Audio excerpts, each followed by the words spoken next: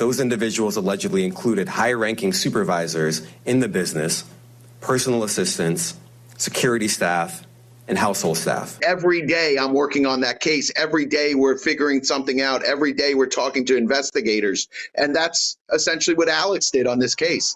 All right, let's move on now. The courtroom drama surrounding Sean Diddy Combs took an unexpected and shocking turn when news broke that Tony Buzbee, the star attorney leading the case against the music mogul, was stepping down.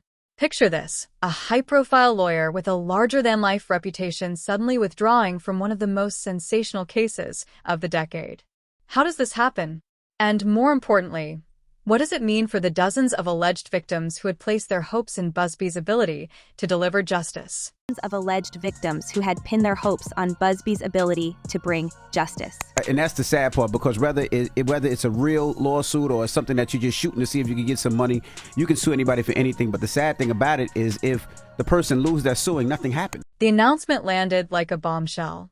Tony Buzbee, known for his fierce courtroom presence and no-holds-barred legal style, had been a key figure in the fight against Diddy.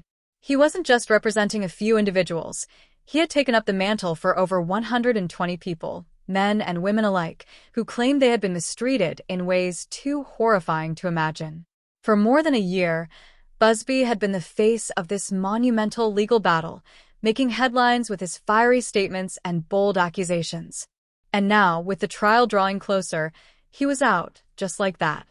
According to court documents, the reason behind Buzbee's sudden withdrawal was a technicality that no one saw coming.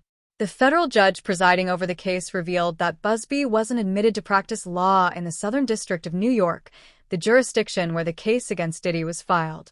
Can you believe it? A seemingly small administrative oversight snowballed into a full-blown crisis. The judge wasn't having it and demanded an explanation, giving Buzbee until a specific date to address why he hadn't disclosed this glaring issue earlier. But instead of fighting to stay on, Buzbee chose to step aside, calling it an error in judgment in a letter to the court. In his letter, Buzbee expressed regret for the distraction his admission status had caused, saying it shifted focus away from what really mattered, securing justice for the victims. He promised to remedy the situation, but for now, the damage was done. He was out. And while he assured the court that his colleagues would continue representing the plaintiffs, the reality was unavoidable. The captain of the ship had jumped overboard, leaving the rest of the crew to navigate turbulent waters on their own. I think, like I said, for me, I was going to ask y'all what your predictions is. For me, if Jay-Z is successful at what he's doing right now, this is going to set a principle for a lot of these type of cases. The implications of Buzbee's departure were immediate and far-reaching. For one, it sent shockwaves through the team of attorneys working on the case. Let's not forget, Buzbee wasn't just another lawyer on the roster. He was the mastermind, the strategist, the one with the charisma and clout to take on someone as powerful and influential as Diddy. Without him, the prosecution suddenly looked vulnerable, unsteady.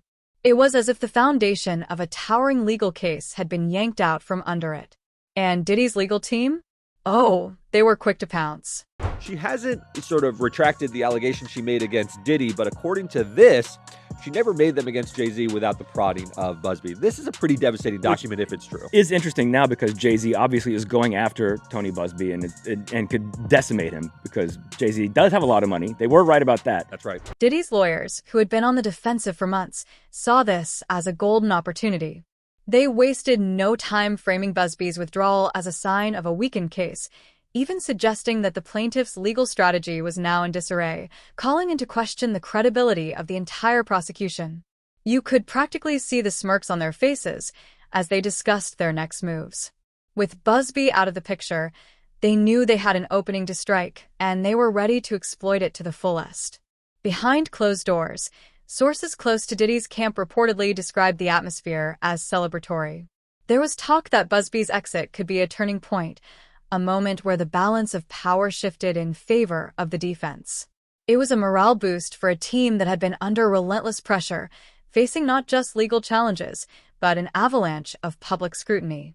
Now, with the prosecution scrambling to adjust, Diddy's lawyers saw a path to potentially negotiate a favorable outcome, or even dismantle the case entirely. Not do this alone. Do you foresee that there could be other charges related to this case? I'm not taking anything off the table.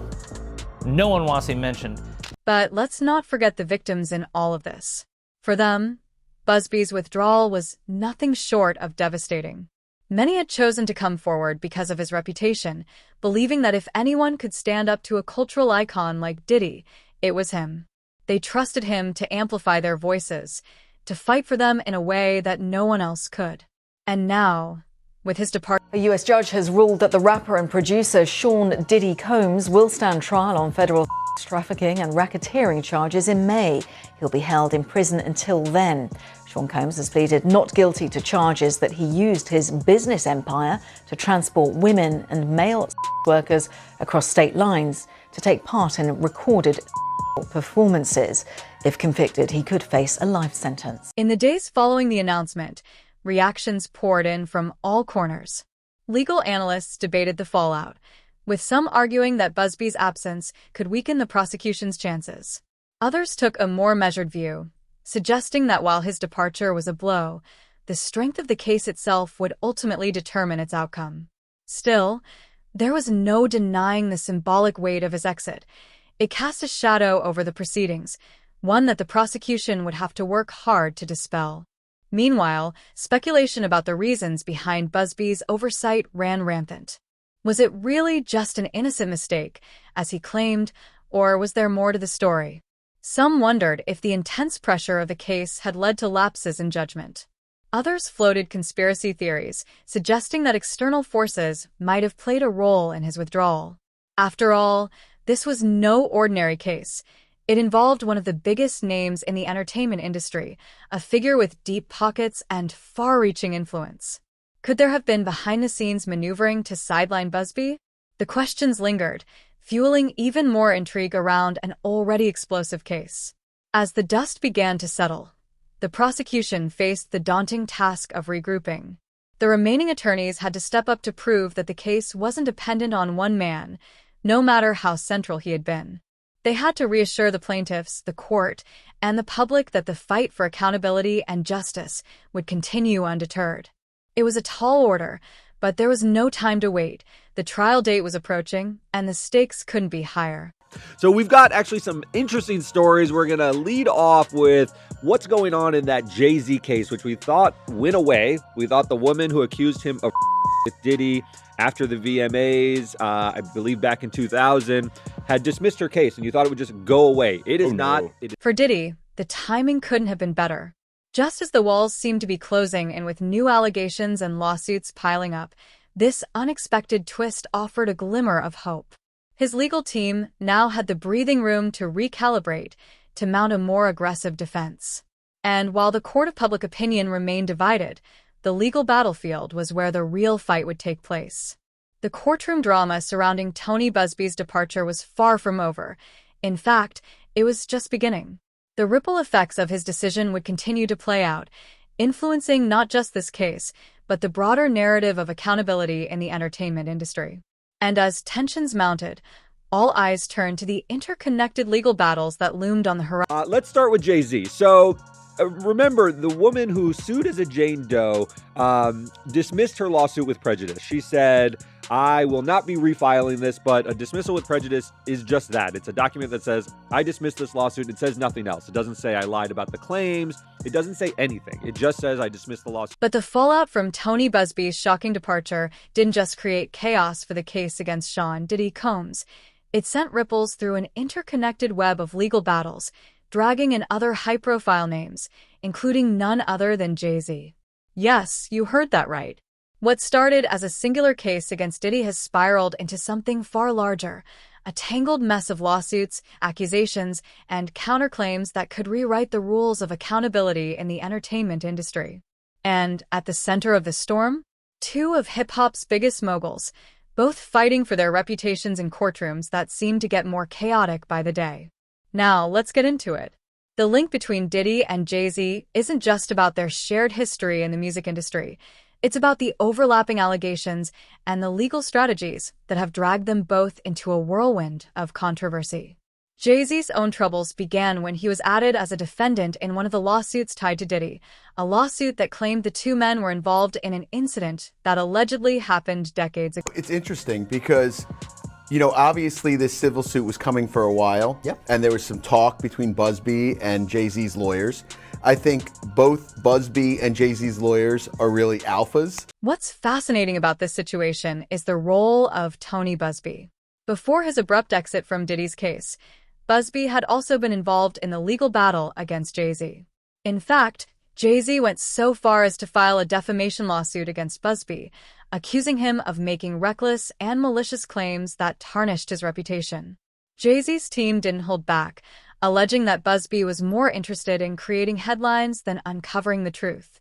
And here's the kicker. They claimed that Buzbee had pushed for these lawsuits to gain financial settlements, effectively accusing him of leveraging the legal system for personal gain. I believe that it opens yourself up to some negligence claims. Again, I don't know if Jay-Z is going to go that far, but certainly I think it does open himself up to some negligence claims. Maybe that was part of the reason why he dismissed with prejudice. I don't know. But it doesn't stop there. Jay-Z's lawsuit against Buzbee also brought in private investigators, sworn statements, and a whole lot of drama. According to court filings, Jay-Z's team argued that the accusations against him were not only false, but deliberately fabricated to extort money. They even cited inconsistencies in the accuser's story, pointing out that key details didn't add up. For instance, one of the claims involved an alleged incident at a music awards after-party, but Jay-Z's legal team presented evidence that he wasn't even at the location described in the allegations. It was a legal chess match, with both sides making bold moves to outmaneuver the other. And then there's the matter of the unnamed accusers.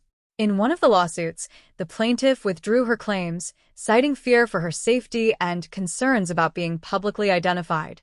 But even as she stepped back, she maintained that her story was true.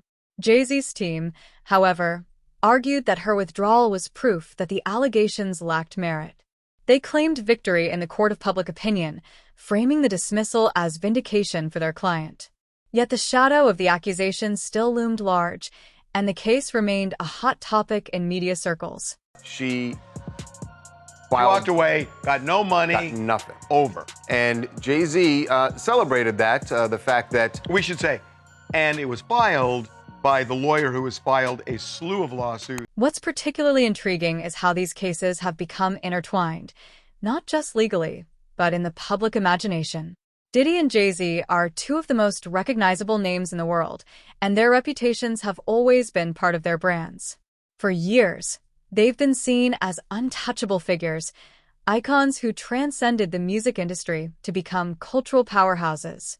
But now they're both facing battles that could redefine how people see them, and perhaps even how they see themselves. Diddy, for his part, has been dealing with an avalanche of allegations that go far beyond the initial claims. Since his arrest last year, more cases have been filed, each one more shocking than the last. The accusations paint a picture of someone who allegedly abused his power and influence, creating an environment where harm and intimidation were allegedly tools of control. Diddy's legal team, of course, has denied all wrongdoing, calling the allegations baseless and vowing to fight them in court. Now, this particular defense attorney's reason for quitting wasn't really a reason at all, making his departure a lot more puzzling. And yet, the evidence piling up against Diddy is hard to ignore. From videos that allegedly show troubling behavior to testimonies from individuals claiming to have witnessed or experienced harm, the narrative is undeniably damning. One of the most talked about pieces of evidence is the surveillance footage that CNN aired last year, showing what appeared to be a physical altercation between Diddy and his ex-girlfriend, Cassie Ventura. The video, dated back to 2016, has become a central point of contention. Diddy's lawyers claim it was altered and manipulated, yet it's hard to argue with what the footage seems to show, a moment that speaks volumes about the dynamics of their relationship. Cassie's lawyer has dismissed Diddy's claims about the video being doctored, calling the argument disingenuous and expressing confidence that the footage will hold up in court. And let's not forget, this video is just one piece of a much larger puzzle. Authorities have conducted raids on Diddy's properties, seizing items that could potentially be used as evidence. The sheer scope of the investigations is staggering, and it's clear that the legal teams on both sides are preparing for a battle of epic proportions. Meanwhile, Jay-Z is taking a different approach. While Diddy's legal team has been on the defensive, Jay-Z's camp has been more proactive, going after accusers and their lawyers with defamation lawsuits. This strategy seems designed to send a message: false claims won't be tolerated, and those who make them will face consequences. Period. Okay, so last hour when we left off, you had asked me, did Tony Buzbee respond to Jay-Z? Yes. And he did. So he responded to... What's fascinating is how these cases have drawn in so many other names, creating a web of interconnected legal battles. From Diddy's former associates to individuals who claim to have been directly or indirectly affected by the actions of both men, the list of people involved keeps growing. And then there are the corporate entities, companies, and brands that have worked with Diddy and Jay-Z over the years.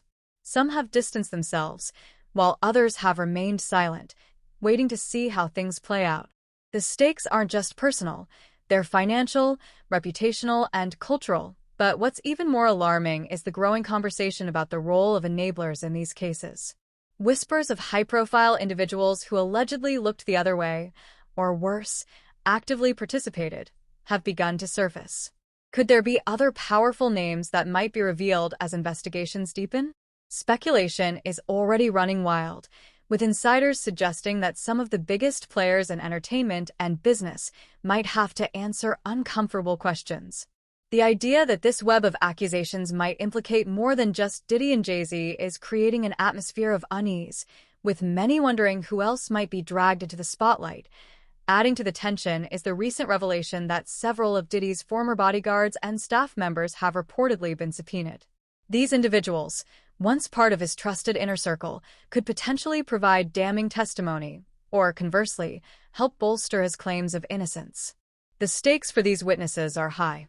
Some face their own legal risks, while others may feel pressure to protect their former employer or distance themselves entirely. The courtroom drama is about more than just the defendants. It's quickly becoming a stage for everyone who was once part of their orbit. Buzbee is saying, I did that not because we want to shake you down, but because you tried to scare my client, so she wants to come out swinging too. She's not backing down. At the same time, legal experts have pointed out just how unusual this entire situation is. Cases of this magnitude, spanning years of alleged incidents, multiple jurisdictions, and involving such high-profile defendants, are almost unprecedented. The complexity of the legal strategies being deployed, from defamation lawsuits to countersuits, has left even seasoned attorneys marveling at the spectacle. This isn't just a legal battle, it's a public relations war, a test of influence, and a fight for survival in one of the most high-stakes arenas imaginable. And with every new twist and turn, the stakes continue to escalate. As the legal battles unfold, one thing is clear: this isn't just about Diddy or Jay-Z. It's about power, influence, and the systems that have allowed certain individuals to operate unchecked for so long. It's about the courage of those who come forward with their stories and the challenges they face in seeking justice. And it's about the broader implications for an industry that has often been accused of turning a blind eye to troubling behavior. The next few months will be critical. Trials are set to begin, and the outcomes could have far-reaching consequences. Will Diddy's legal team succeed in discrediting the evidence against him? Will Jay-Z's defamation lawsuits deter future claims? Or will they invite even more scrutiny? And what about the accusers, many of whom have risked everything to speak out? Will their stories be heard, or will they be drowned out by the legal maneuvering of powerful defense teams? Let us know your thoughts in the comments, and stay tuned as we continue to dig deeper into this story.